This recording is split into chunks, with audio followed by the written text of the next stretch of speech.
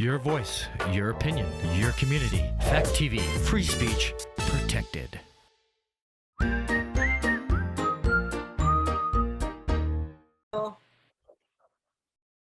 Welcome everybody to Talk Freedom. Today we have a special guest, Jim Hogan. We're interviewing Greg Flavall. And Greg has been a pioneer in the space of hemp building and many things hemp. And he comes to us today from the great state of Oregon. Oregon, where things have gone crazy, huh? Oh yeah, love it here. Reminds us of New Zealand, but it's 10 times bigger. And of course, more fires. Is it burning now? Well, we've had a few fires. There's a big 40,000 acre fire about 30 miles away down in Northern California, out of Waireka. That is still they're still trying to get under control. You can't see around here very far because of the smoke and the haziness. And how hot is it there? It has been. It got to last Wednesday. It was the hottest city in America, 108 degrees or something. But it's this week. It seems to be cooling down a little bit more. We're just in the 90s. But would you explain to Jim? I know you a little bit better than Jim. We go way back. I think we met in Spain and we did Spain, where Canterbury did a presentation too. Remember? Yeah, yeah. We went to Canterbury's facility. Yep. Yeah. So tell Jim what you do. Introduce yourself to Jim. Well, we do everything involved with industrial and medical hemp, including marijuana these days, because they're cousin plants, but they're all connected. And sometimes it's been a long, slow road with hemp building, and you got to still pay the bills, right? So the CBD came along, and we kind of we jumped on that bandwagon as well. Now that's been waning in the last couple of years, and we just keep plugging along with everything to do with hemp, from fabrics, from the roots right through to the flowering heads of the plant, and everything in between. So we're currently involved pretty heavily in plastics, and bioplastics, home compostable, and we're getting ready to start building a bunch of accessory dwelling units based on some designs that I've been working on, and collaborative with some other folks. I've just been, I say to some people, or have been known to say at times, if I knew 20 years ago what I know now in relation to hemp, I wouldn't have jumped on this bus. You've been a powerhouse, I will say. Shall I share your website so we can Sure, see absolutely. what's on there? Let's see. There we go. And then we can, this is your website. Hemp Tech Global. HempTechGlobal.com. And you wanted to go to the accessory dwellings. Let's see, you were just talking about the accessory dwellings? Yeah, so I was talking about, if you go to the granny flats section, right? Go up under hemp building, you'll see granny flats. Yep. Right, that's a pretty hot topic now. Accessory dwelling units are becoming more widely understood around the country, and those are some different designs there. They're like tiny houses, but they're designed for building in the backyard of your primary residence. And you can build up to 1,200 square feet for 50% of your residence, whichever is the least amount. So, for example, if you have a 1,500 square foot primary residence, you could build 750 square foot accessory dwelling unit.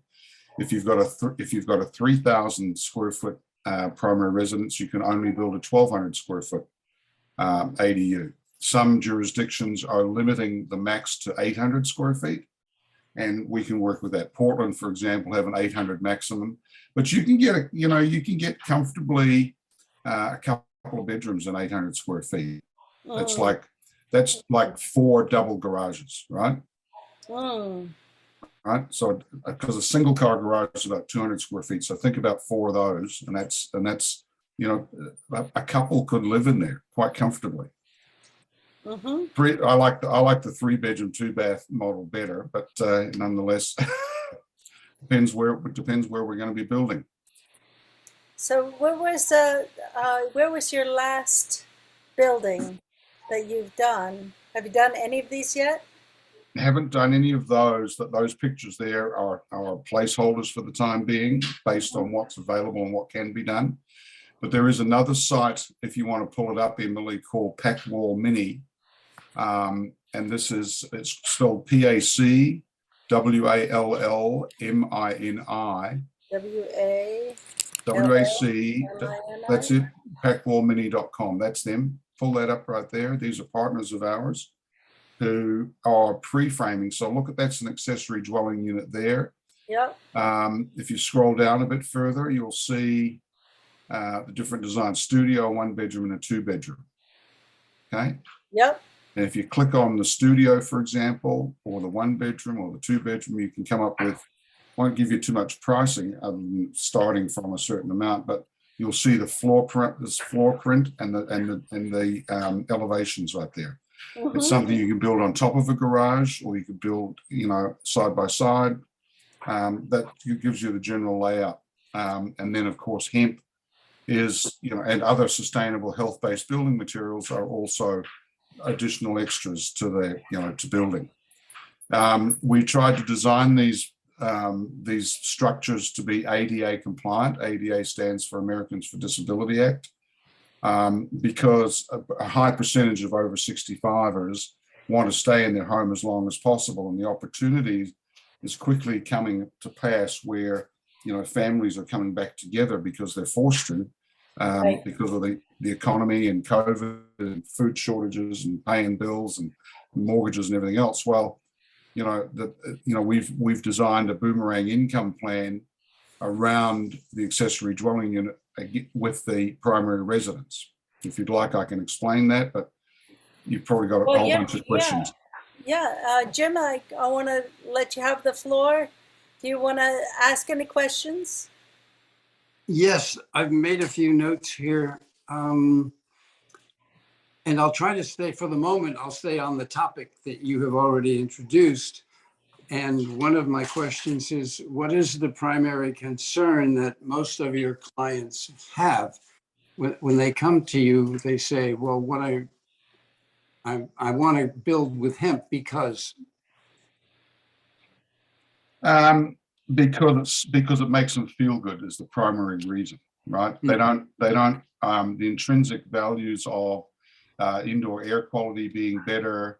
It's more expensive to build with hemp, not by very much, but you can compare the costs with regular crappy construction to hemp, and those benefits are evident when you first turn the key to walk into your new house.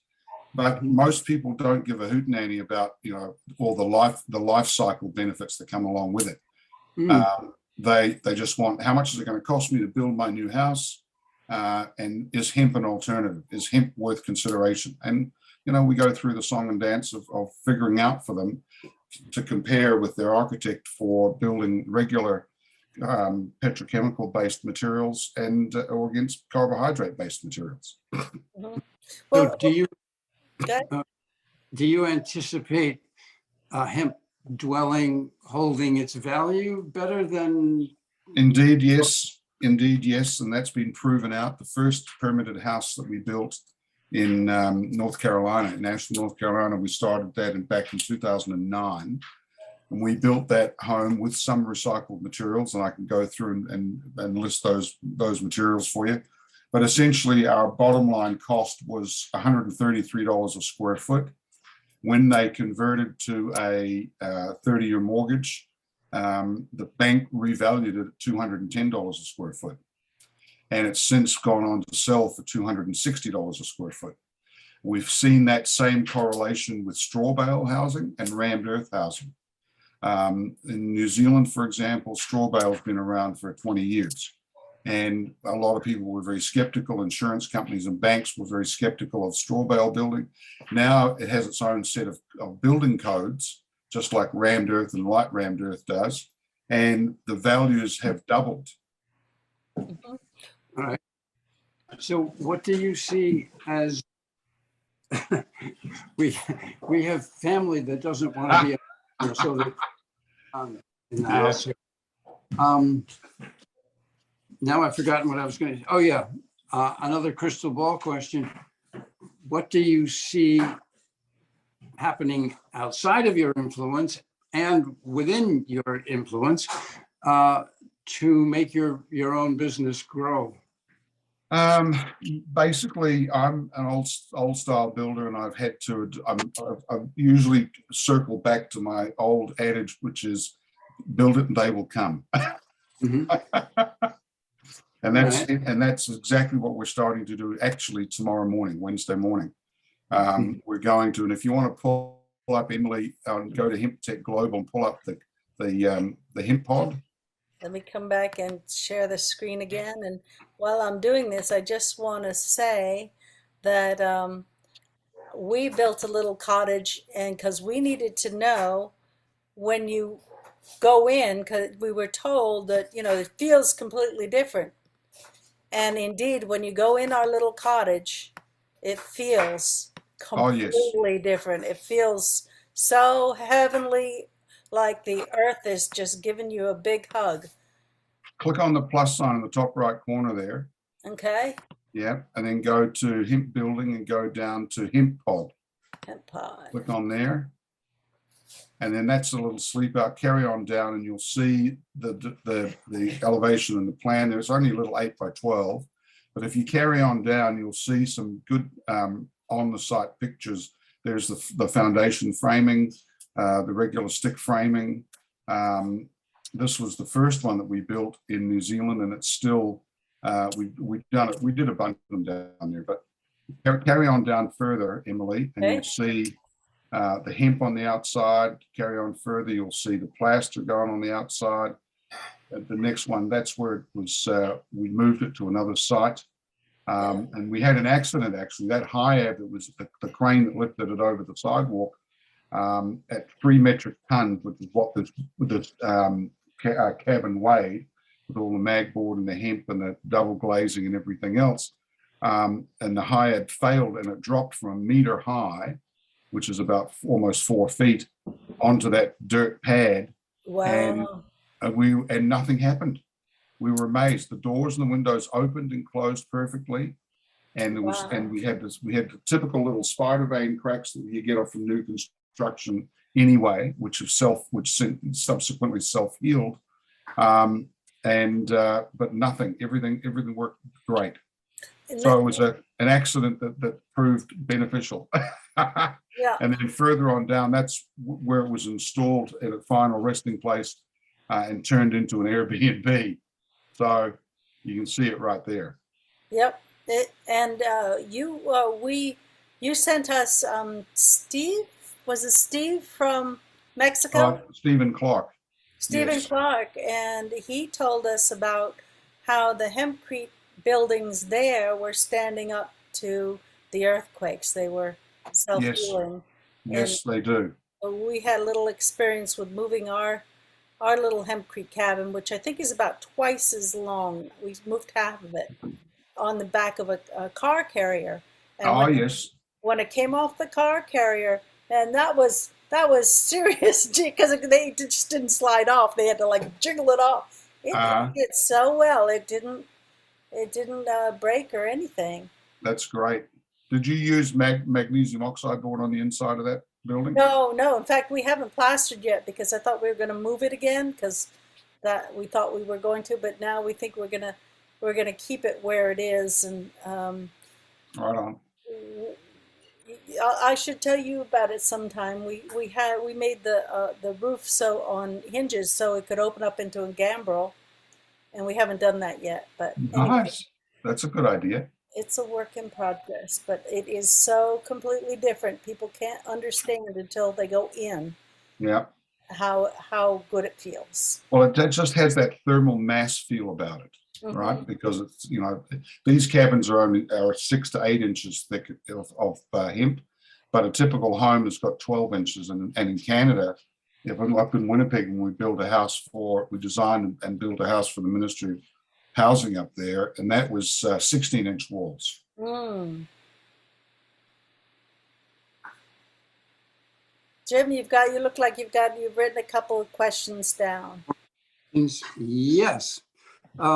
When Emily and I were looking into the product from Canada, I found out that there were 3 types of hemp in the areas that we were looking at that were very tightly controlled, apparently by the government. Some for fiber, some for oil, and I forget the other. So what I'm wondering is, are you focused on different kinds of hemp for different reasons, or are you pretty much focused on just the building? And which hemp, does that hemp have a name? Well, that's a very good question, and I'll break that up for you. It's going to take me a few minutes to explain this properly so people can understand it. But what we're growing here in Northern California and Southern Oregon, Southern Oregon is like the extension of the Emerald Triangle of Northern California. So they grow fantastic bud here, and which was basically, it's a weed growing area, right? Where they grow medicinal, licensed, recreational, you name it, they grow it here. So when they see me coming along, they know I'm a fiber guy. So that skull and crossbones come up, and this is Oregon's is a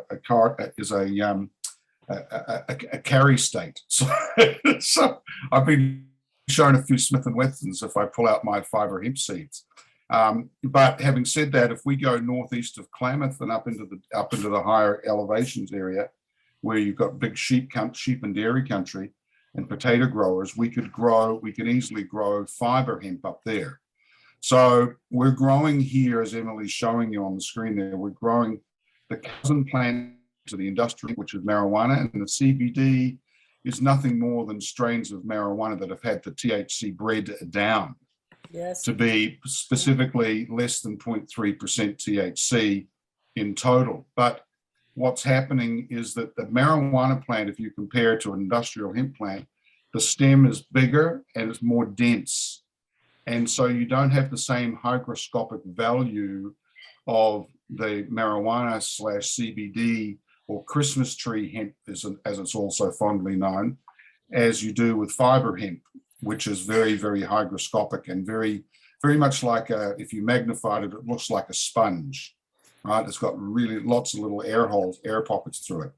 And that makes for very good insulation. So to give you an example of the difference, if we build a regular home with 12-inch thick hempcrete like you've done there in Virginia, Emily, you'll get the R value of 2.4, 2.5 per inch, which will give you on a 12-inch wall, 2.4 times 12 will give you R28, R29, right? And if you use less binder and don't tamp it as much in the ceiling, you'll get an R3 per inch. But that's so you've got plenty of R value in a 12-inch wall. If I was to use the Christmas tree hemp stalks and grind those up and mulch those up and use those, I'd have to do the equivalent of an 18-inch wall thickness to get the same R value as a 12-inch thick wall with fiber hemp. Let me see if I can get a picture of some hemp shiv. And this is the stuff that's in the middle of the stalk that actually moves the energy. It moves the water and stuff. So well, it moves the vapor. So to give you a breakdown of how hempcrete came to be, is that you've got the inner woody pith of the plant, which is showing there, which is hygroscopic, and it's vapor permeable. But if you put it in a wall system, it's going to deteriorate with moisture and heat, right? Yep. So what we do is we want to encapsulate that and protect it from decay. So we mix it with some cementitious type material. Well, cement is a one-way breather, whereas the lime, high calcium lime, will protect it and also allow it to breathe, and it also gives it that additional fire retardancy. So over time, the wall's going to fossilize. turn itself back because the lime wants to become a rock again. Yeah, so have you run into the same trouble that we have, which is you might get an owner that wants it, but then you won't have a contractor that will get behind it, and it's just hard to bring the whole industry forward as a team. It really comes down to that one-on-one conversation and education more than anything. I mean, I remember going back to 2009 when we wanted to get the permit to build in Asheville, North Carolina, and we put on a workshop, and we invited all the inspectors down to look at everything, and by the end of that day, they were like, "Wow, we want to build with hemp," absolutely. And then when we took we'd take our sample block into building and safety, and then we'd educated them, and we got the permits. We did the same thing in New Zealand. We did the same thing in Australia. We did the same thing in Canada, different parts of America. Everywhere we've gone, it's been a one-on-one situation. Even our own place down in New Zealand, that with a partner we built down there, we almost abandoned that project because they were so paranoid about weather getting, water getting, because we have 300-mile-an-hour driving rain down there. So we can have horizontal rain coming off the West Coast. Whoa. And so and Tim Stedman is the plan checker down there, and he was balking and pushing back on us. And in fact I did almost surrender at one point, and Colette, the architect on the job, actually dug her heels, and she said, "No," she said, "I believe in this. Well, let's push it through." So we paid the $260 for arbitration, and 90% of the time, the complainant or the plaintiff, which is us, will win. And immediately after lodging that arbitration request, I got a call from the city saying, "Come on in and let's talk about this." so the project came back on because they wanted an air gap system. They wanted a cavity batten system, and they're not used to solid wall systems. At the end of the day, we got final sign off by spraying silane siloxane, which is an organic water sealer, on the outside of the plaster. And when you throw a hydrant hose at it, and the water just beads off the outside.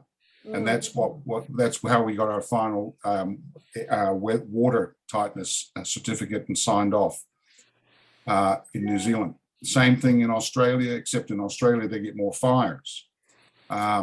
So it's it depends on which country and which zone and which building and safety people you're talking to, as to whether you can jump through the few hoops that they might have, only because they don't understand it. But there are always alternative building codes in every jurisdiction. So if you invoke the alternative building codes, they have to listen to you.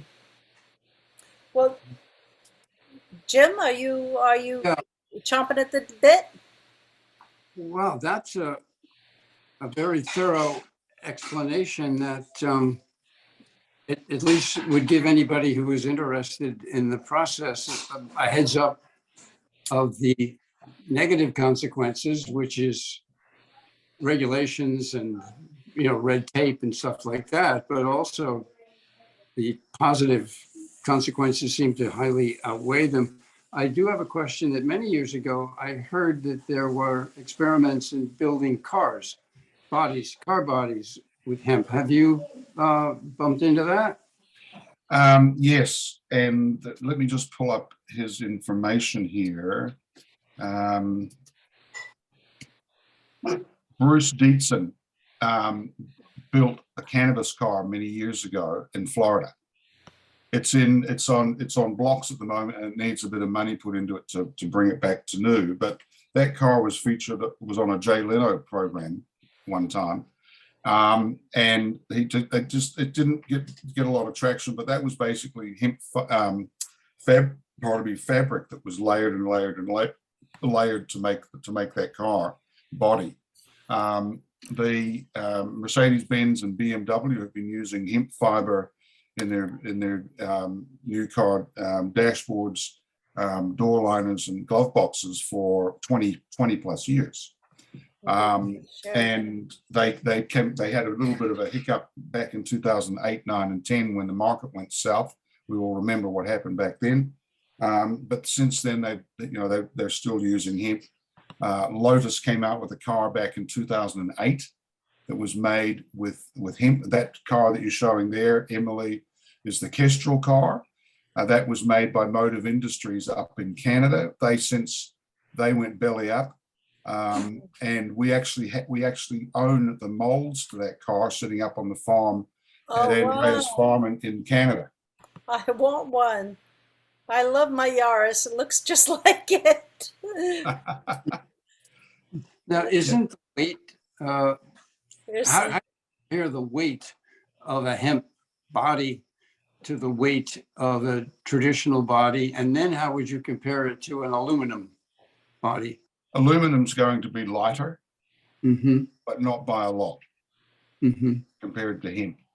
The fiber, the hemp fiber becomes a carbohydrate replacement for petroleum fiberglass. I would have thought that too. I had a Lotus Super 7, by the way. Nice. That was aluminum. Consequently quite light. So what car are we looking at? The red one? Oh, I'll go back to it. Share screen. That's the Kestrel. These are a whole bunch of different. Here's the one. Yeah. So the top right hand is that's the Lotus Elise that was made by Lotus. And that was made. That had solar panels on the roof. They had all the seats. The body was made with hemp. As you can see by the brown texture, they left it bare so people could understand and appreciate that there's hemp throughout that car. The Henry Ford's car up there, that old style white car. People, I always say to people, why screw up a good story with the truth? Because the people love to say that was a hemp car, Henry Ford's hemp car. Well, in actual fact, it only had 10% hemp fiber in it. Most of flax. Was it flax? Most of it, yeah. It was other plant materials, but hemp was only 10% of that body. Okay. Well, we have a great story that you may have heard of, even as far away as you are. A brilliant state police stole several acres of very carefully managed hemp, which was grown by a company called Monkush, and they specialized in CBDs. Yes. I'm not surprised that the Vermont State Police would do that, because I consider them basically incompetent, and this proves it.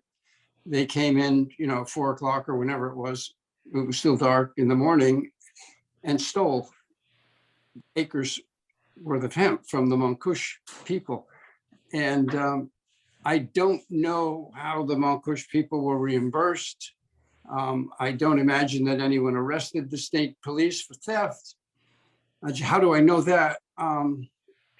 Anyway, I'm wondering if you have any stories that are in any way similar to that. Have you found any police or any other entities that, just fire at the hip and fire from the hip? And yeah, we have a lot of those stories, across the country and Idaho's a big one for that. Anybody that, any U-Haul truck going through Idaho gets stopped because it must contain marijuana. Even if you've got a hemp license and it falls below the 0.3 THC, they'll still lock you up, till you can prove it otherwise, sort of thing. They've relaxed a little bit, but it's generally Idaho's a no-fly zone, or no drive zone, I should say. Over here in Oregon, we've had, especially Southern Oregon, going probably Central Oregon, we've had a lot of shonky business going on here with the cartels out of Mexico, the Bosnians, the Russians, all moving up here, going in, the back blocks of the bush and doing hundreds and hundreds of acres of illegal material. We've had people that pull a hemp license, release some land, and then they'll grow, in certain formations, they'll grow to camouflage their weed grow, which is obviously totally illegal. Operation Table Rock was launched here all of last year. They were 40% successful. There were so many they couldn't catch them all. And this year they've already busted several of them for growing, because they look the same. It's Christmas tree hemp. Yeah, Fiber hemp is nothing like Christmas tree hemp, right? No. So we're planting, for our Christmas tree CBD material, we're planting at a rate of 1,800 plants per acre, right? Well, 1,800 plants compared to 300,000 plants for fiber. Big difference, right? So you got one plant every 6 feet, as opposed to one plant every 3 inches. And as a result, it's a totally different material. The fiber hemp, you'll be lucky if you pull 0.003 THC out of those seeds or the plant, right? Compared to Christmas tree style hemp. And this is why we have to do pre-harvest testing. This is why, so that we make sure, and we have a 10-day window once we've got that pre-harvest test back to then harvest the material, because if you leave it too long, the THC starts spiking in the material. The grain crops that they grow predominantly in Canada, all the organic material is already being pre-sold this year out of Canada, and they haven't even harvested yet. They won't be harvesting for another couple of months. And that's how well, that's the trajectory of regular non-CBD hemp seed products is moving at a rapid rate. Right, for the protein and for the protein, the oil, the foods. seeds. Yeah. But we can't use that so much either for the building. It seems like nobody's going to want to have the fiber growing next to the medicinal marijuana. No, you won't. That's why I said this is a right to farm state in Oregon. It's also a right to carry state. So the flower boys see me coming, and they're like, "Oh, there's Mr. Flavall, Mr. Colonel Hemp's coming down the road with his fiber hemp again," right? And I just laugh it off now because I respect the fact that I'm not growing any fiber hemp here in the valley. I go further north about 4 hours, the 97 corridor, where we've got 25 acres planted, to see how it performs this year without top watering, foliar spraying. I would think it's very difficult to keep the strains separate, because within, I don't know how many hundreds of yards, you could jeopardize the nature of your crop. Yes, indeed, and you know you're never going to get 100% feminized seeds to grow in your field, right? So and we're seeing the ditchweed coming around every year now, from the farmers harvesting their Christmas tree CBD hemp, putting it in the trailer and taking it down the road to the drying shed, and those seeds are falling off on the side of the road, right? And so they spring up again the following season, and they're pretty hardy plants, right? Yeah. I've educated a few farmers around here to direct seed instead of doing starts for their CBD plants. Because if you direct seed, if you take 2 seeds, one put in a starter pot, and then go and transplant it when it's about 6-8 inches tall, that plant will be at least a foot to 2 feet shorter and lighter in color than a direct seeded material. It really doesn't like the transplant. Correct. When you direct seed, you have a pretty high percentage of growth. Correct. As long as you respect the bird population locally. Well, yeah, because the drift of the pollen is what marijuana growers really don't like. So that's why we have certain states like Kentucky's doing more fiber. Can you talk about how people can get material, and the state of the supplies, and given everything? So the supply lines are there to get seed for grain or for fiber out of Canada. but we can't go the other way. So, for example, there are companies that have grown willy-nilly fiber and grain down here in America. They can't sell it into Canada because Health Canada have registered seed varieties that you must adhere to. Whereas here in the US, it's very much wild, wild west. You put a couple of strains together you like, and you create another hybrid plant, and next thing you know, you got a new strain. You put any name on it you like, right? But that grain cannot go into Canada because they won't allow it. There are companies here growing under contract with Canadian companies like Manitoba Harvest or Nutiva for getting grain back into Canada. It's a difference in price too. Your planting seed or your grain planting seed is around, call it $10 a pound, right?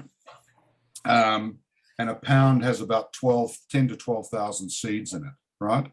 So that's a lot, and you're going to be planting at around 30 to 50, depending on strain, 30 to 50 pounds per acre, right, for grain or for fiber. Whereas with CBD, you're paying $1 a seed. So you've got $1,800 worth of seed for 1,800 plants per acre going down, right? So the heady years of 2018 and 19 have gone. People have realized that there's been a lot of decimation in the industry, and probably 75 to 80% of all the players have gone belly up, gone off to do something else because they couldn't make their millions growing CBD hemp. But anyway, we're all three of us sitting here know and appreciate and respect that the fiber and grain hemp are the future. Mm-hmm. And let's see, what I want you to get into is where we need to go with processing, where we are at. I know that we need to have a very clean hemp shiv. That's the part that we build with, and Yes. we're kind of lagging behind in having the production facilities that can do that in the U.S. But where are they now? Well, there are a couple of entities that have been going through R&D and growing in Canada and the United States for decortication, decent scaled decortication, right? Mm-hmm. So to put that into perspective for your viewers and listeners, you can go to China or buy from China one of those little double spindle units. They cost about 5,000 US plus freight. And two people can process 500 kilos or half a metric ton per day in an 8-hour shift. Well, you're never going to make any money doing that, and it's backbreaking work.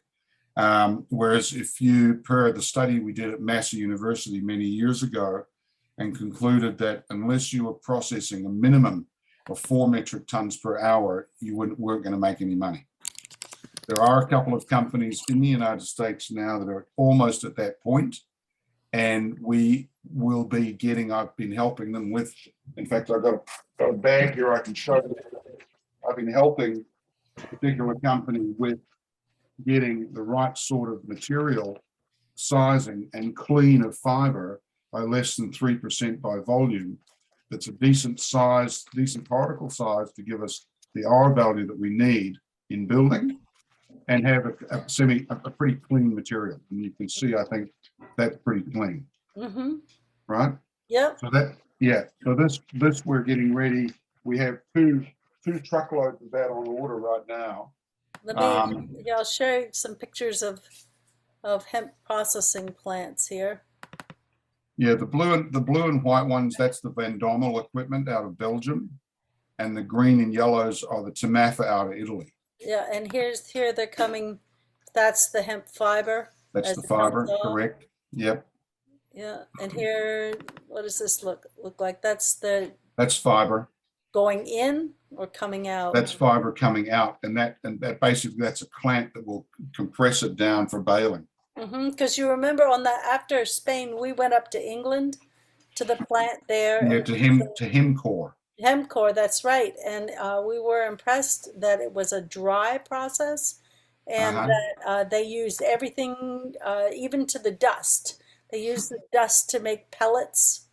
The dust, yeah, the dust can be used to make high calorific biomass logs, which they used, and that's Hmm. basically pulled out of the air circulation and intake system. Hmm.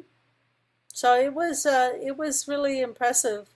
It was that one cost at that time several, like something like 20 million at that That time. one, they were doing around 8 tons per hour, back in their heyday, and that Hmm. was and that cost was 1 million euros per ton. So times 8 an hour, is eight. It cost them just over 12 mil euros, which would have been close to 20 million American. You're correct. With the amount of money that's going into green technology, I think it would be helpful to share just how green hemp building is, how much CO2 it sequesters, and why it should be very compelling for anybody who's particularly interested in sequestering CO2. Well, the point is that most people don't give a hootenanny about carbon sequestration because they don't understand it. But from a practical mathematical perspective, it's logical to break it up, and I'll explain it in more detail. We lock up 5 to 6 metric tons of CO2 with the embodied CO2 we've captured from growing the hemp, decorticating it, and even with the diesel to plow the field, till the field, plant the field, harvest the field, bale the field, and decorticate the material, all of that energy cost, and we're still minus 3 pounds per cubic foot of CO2, net negative 3 pounds. Now, the lime that we're using, the high calcium lime that's plus 92%, which is typical hydrated S lime that you can buy at Home Depot or Lowe's or pretty much any masonry yard, and which is what we primarily use, and then we have our pozzolanic additive, that will continue to absorb 25 to 30% of its own weight in sequestered CO2 over the ensuing 10 to 20 years. Mhm. And then some of these buildings can outlast regular building. Oh, they absolutely will. I've visited um, monasteries in Eastern Europe. I've visited some old Roman viaducts in Spain that have hemp in them still. Mm. The And Great Wall of China has hemp in it. Some of the old pyramids have got hemp in them, hemp and limestone. This material has been around for way longer than us humans. you haven't spoken about its fireproofness, and I think that is something that really people would get excited about. That's interesting you bring that up because part of my third eye vision here for down here at our 2 acres on the main road that we're going to start building a bunch of hemp structures is I'm going to do one structure that's just typical 12-inch wall that is maybe 8 feet tall, which would replicate a typical wall height exterior ceiling of a house, by 6 to 8 feet long. We might only make it 4 feet. I haven't really decided yet. I'll wing it as I'm going along building it, because I'm going to build another wall next to it that's regular, the same 2x4 framing with pink bed insulation in it and drywall on the outside, right? Just like you do typical wall framing. And then I'm going to get the local fire department to come down and try and blowtorch them both. I pulled up. I did pull up an image of somebody burning hemp. Oops, Don't that's work not whether it. it's the search That's not control it. or Let's see. It's over here. Here we go. There you go. We got in trouble for bringing a torch into the Senate building down in D.C. I didn't know it was in my package. I was bringing down the hempcrete. They thought we were going to torch Uh, the whole building or something. But you can see it's not catching on fire. It just kind of smolders. Yeah, you'll see that even the blue tip of that gas bottle flame will be red hot, and you'll see that the heat in the center of the circle. But other than that, it's going black pretty quickly and singeing. And even after an hour and a half, 2 hours, a 12-inch wall exposed to that sort of intense heat, you'll still be able to touch it from the other side. Yep. And then I think it's going to go off in a second, and you'll see how quickly. See, and then it just is. It's just. It just ends. cold. Yeah. Just ends. And that depends. That has a lot to do with the lime more than the hemp. Right. Right. Because lime is the DNA of lime. High calcium lime is like a starburst, and it always holds moisture because that wall will continue at about 8 to 9% moisture content. And so when it gets hot, it's like humans. When we get hot, we sweat. The lime sweats, which slows down the spread of the flame or the heat. Is that what's happening, or is that what's keeping it from bursting? That's in reality what's actually happening. Yes. Wow. Yeah. So it depends on the denseness of the material. So the smaller the particle sizes, the denser the wall, the lower the R value, right? And it has a fire resistance of around 1.5 hours per 12 inches, right? So that would make a difference in your area where the forest fires. Do you think? Yes, indeed, and that's why I sent you that link the other day in relation to the Oregon new fire maps that have come down.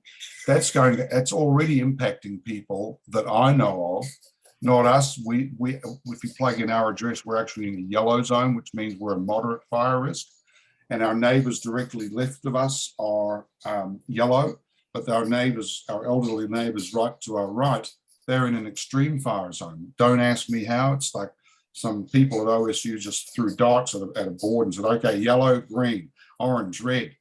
The block, all the people across the street from us they're completely in an orange zone. I mean, it's nuts. But people are having their insurances canceled, and to find a replacement, they're paying $2,000 to $3,000 more in premium to get the fire insurance. Wow. This is the impact that's going to have, especially on tight, the budget conscious people, because, for example, interest rates are going up. The cost of a mortgage is going up. If you want to replace your asphalt roof, to go into the city to get a permit to do that, they're going to say, where's your fire zone? You're in the orange zone. You're going to have to get new engineering done to take a heavier roof, like a metal, cement, tile, right? Which impacts the weight of your trusses. So now you've got to get a structural engineer in there, do up a new set of plans. That's more money, and then the metal roofing is more expensive. Even a living roof is a bit more expensive, but they take up a bit more weight, right? Mm-hmm. So, and then it comes to the cladding of the house. Well, there's a lot of cedar shingles around Oregon, right? So it's a timber state, lumber state. And those, even with the paint, you've got a petrochemical paint on there. So they're not what's classed as fire hardened. And this is the big push, is to have people fire harden their homes. And so that becomes more cost out of pocket for people. And now and then the flow-on effect of that is you've got lenders who are going to start calling in loans because there's no insurance on them, because the fire insurance companies have dropped them. Wow. You'd think that the government would get a lot of grants going, wouldn't you? Well, they're always slow off the mark. They're the first ones to change the rules and then expect us to follow them, but they don't have any follow through. Yeah. And we're looking at a lot of different shortages coming down the road. Housing is going to be one of them. That's why our accessory dwelling units, we use as much as possible health-based building materials, sustainable where we can. But some materials there aren't alternatives for, right? And so that's what that we use what we've got access to. But for the most part, we can be building real healthy buildings. But, you know, coming back to one of your questions earlier about costings and everything else, yes, it costs a little bit more to build with hemp, but you're going to live longer, you're going to be healthier because the indoor air quality is so much better. Is that important to you? I think it should be. There's more and more, you know, us baby boomers, there are more of us. There's, you know, over 10,000 Americans every day turning 65. They don't have as, you know, they've been working hard to pay off the 30-year mortgage. They own their home outright. Now what do they do with it? Right? To go into assisted living is very, very expensive, right? But the kids have grown up and taken the grandchildren to parts unknown, and they can't afford a mortgage, they can't afford to buy a house, they can't afford to move into town, so they're living in bedroom communities, paying now an extra $300 or $400 a month to fill the gas tank to get to work. Mm-hmm. Right? That money could be going into paying off an ADU loan for $100,000 to $200,000 that you've borrowed out of your existing residence, which is coming back to my boomerang income plan. Mm-hmm. Boomerang being the Aussie term, you know, that the boomerang in Australia, you throw it out and it comes back to you. That's right. Well, that's how I see the ADU plan, the boomerang income plan, because, you know, mum and dad can reach in to take some of that equity out of the existing home, and have the kids pay that loan off. And now we've built a nice, comfortable ADA compliant ADU in the backyard, granny flat.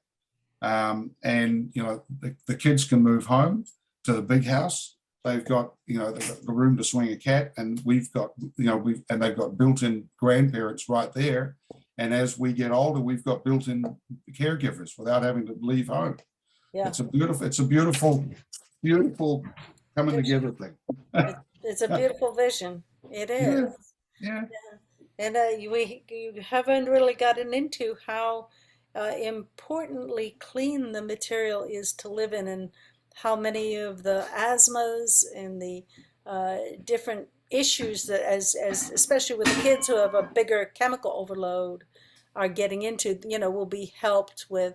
But we're almost at the top of the hour, and so we're gonna wrap it up. And Jim, you get the last questions and to tag us out. Sure. It looks to me as though, even though Vermont is a right to farm state and a carry state, we don't have the infrastructure to process the hemp. Now, Emily and I have spoken about that many times over the years, because I grew 12-foot hemp here just for the fun of it, and there's nothing to do with it except feed the birds. So would you agree that somehow or another there has to be a processing plant that can function the way you described it?